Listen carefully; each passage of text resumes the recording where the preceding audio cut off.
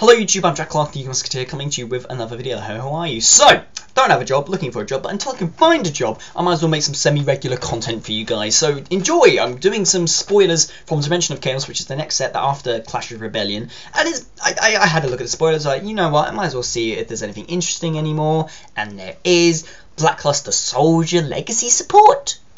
It's like someone just said to Konami, "Dear Konami, the Yu-Gi-Oh! Musketeer don't like Yu-Gi-Ohs as much anymore. Please make some cards for him, please. XOXO kisses. It's for me. It's for me." These cards look pretty damn nifty, and if you want to see them in their full detail, there will be a link in the description down below to go to the Dimension of Chaos spoiler page on the Yu-Gi-Oh! Wikia, which will be updated very regularly. The guys on there are great.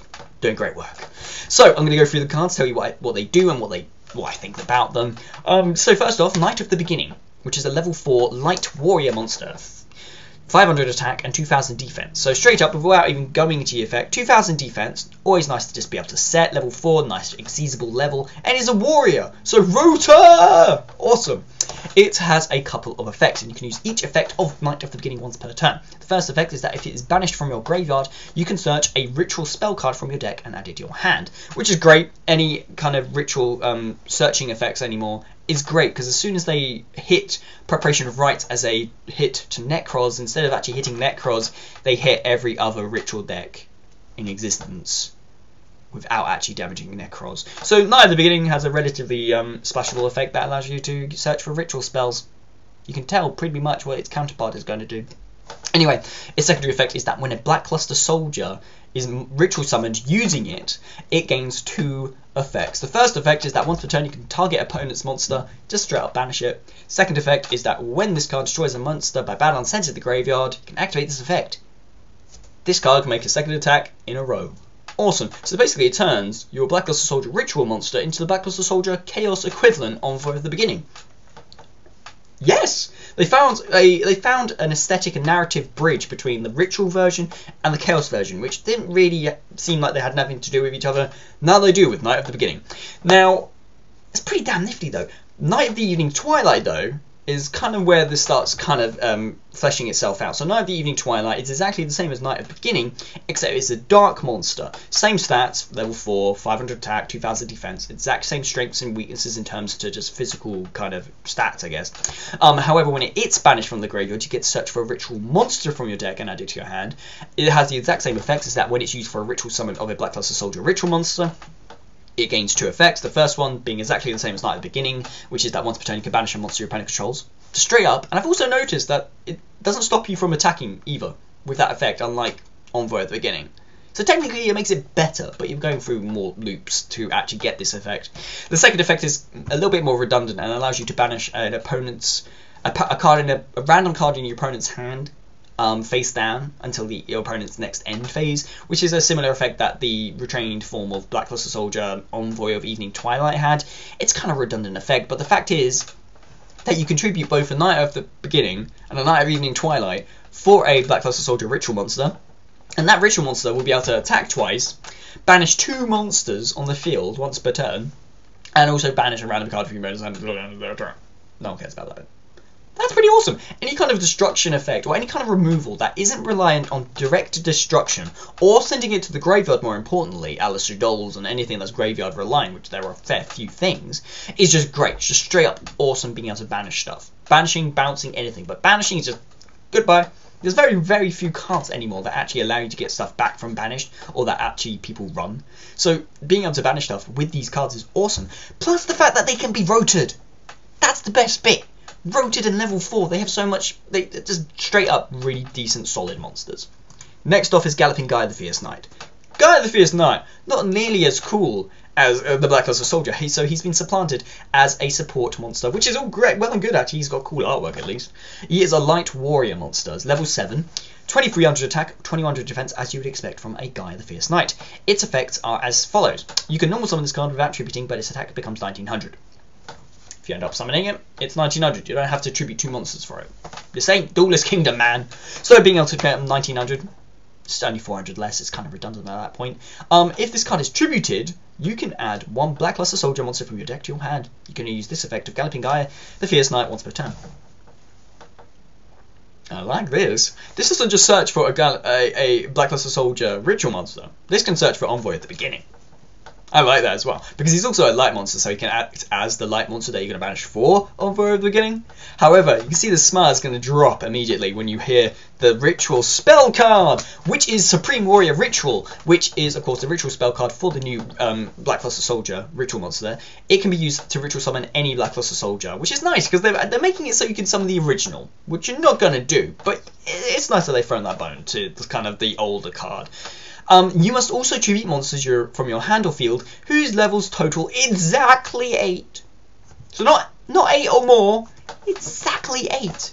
So that means if you can actually use Galloping Guy the Fierce Knight as it's supposed to be intended, to get its tributing effect off, you need to have a level 1 monster, which the archetype doesn't even have.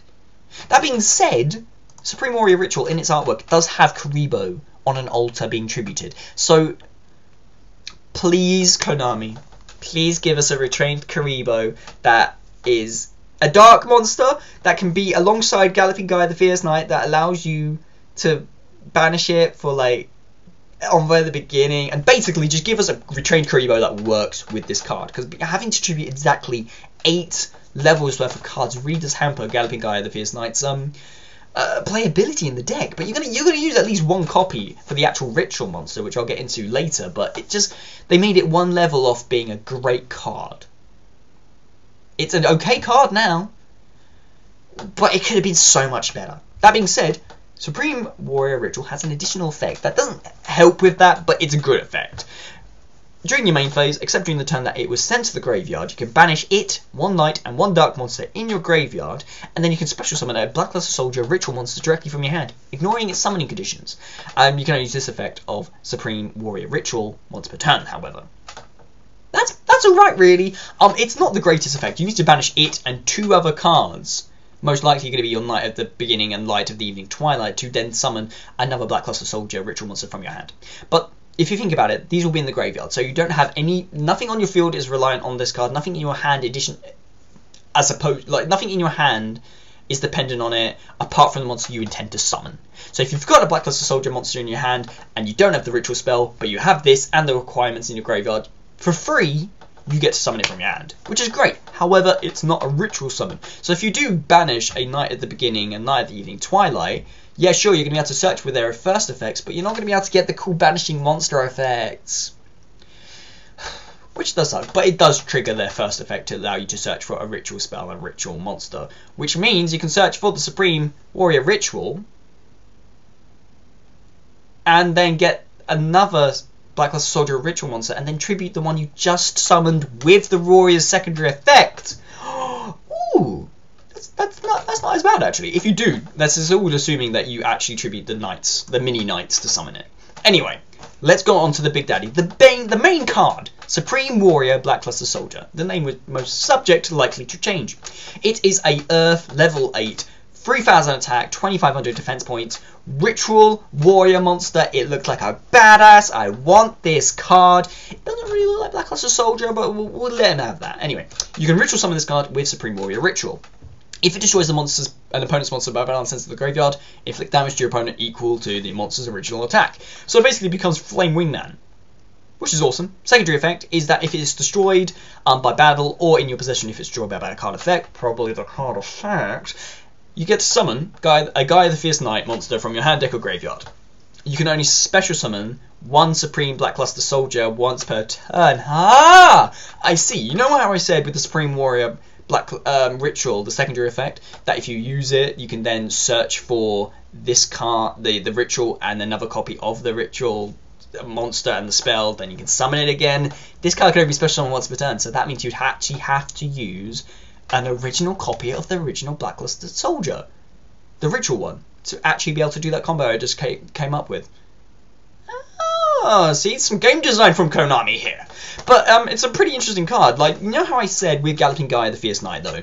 It's a good card, but it could have been great if they made the levels kind of match up. But you're going to use at least 1 copy of it, because, if anything, it's going to be a 1900 attack point beta that can be summoned for free and makes every Supreme Warrior Blackluster Soldier you ritual summon a floater. And it will be a 2300 attack point floater at that point. And if you tribute it, you get another BLS. It's a good card. It's only going to be used at 1 unless we get a level 1 monster that synergizes well with the archetype. Which I think is very likely. And I'm fingers crossed that happens, because this is pretty damn cool. The best situation is you ritual summon this card using a Knight of the Beginning and a Knight of the Evening Twilight. This card will be able to banish 2 monsters per round. It will be able to attack twice, assuming the first attack is successful. And each of those attacks, if it destroys an opponent's monster by battle, it'll do damage equal to their attack. This card is devastating once it hits the field. It has no inbuilt protection apart from the fact that it will be a floater if it is destroyed. But I mean, this card is so much more threatening than, you know, Galloping Gaia. But I mean, you give it some, I don't know, Forbidden Lances, and so, you know, there's a deck that could be built here. And it's pretty damn cool. It looks really cool, and I like the fact that rituals are getting their second renaissance. I'd say second renaissance, their only renaissance. So I'm really excited for any additional support, because there is additional support.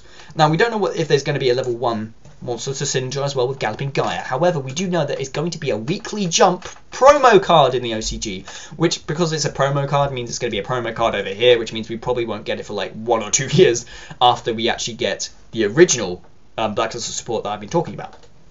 Sacred Warrior Blackluster Soldier, which is a level 8 warrior monster. It's a light monster. It's pretty damn cool. I'll give a link to it in the description down below, because it's not it's not included with the main support that I've been talking about today in Dimension of Chaos, but it looks pretty damn cool. It is a regular effect monster as well, so it'll probably have a cool effect that allows you to facilitate ritual summoning even further, and probably will have 3000 attack, 500 in defense, because it looks just like a white version of the Blackluster Soldier. So it looks pretty cool. It has lots of potential. And more spoilers will definitely be on the way. So yeah, this is really cool and really exciting. Damn it, Yu-Gi-Oh, what have you done? Anyway, of course, if you want to see any of the cards I've talked about in today, they'll be, of course, in the description down below, so you can go check that out for yourself. I'm Jack Clark, the Yu-Gi-Oh! Here. More videos coming out to you soon, and until then, goodbye.